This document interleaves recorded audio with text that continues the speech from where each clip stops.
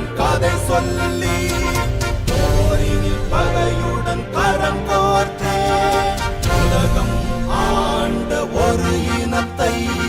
கலகம் செய்தே அழித்திட்டார் தலைவர் ஏந்திய தமிழ் சுடரை தமிழர் மனங்களில் பற்ற வைத்தே ஒற்றை நம்பிக்கை புறப்பட்டான் போல் இலக்கை நோக்கி புறப்பட்டான்.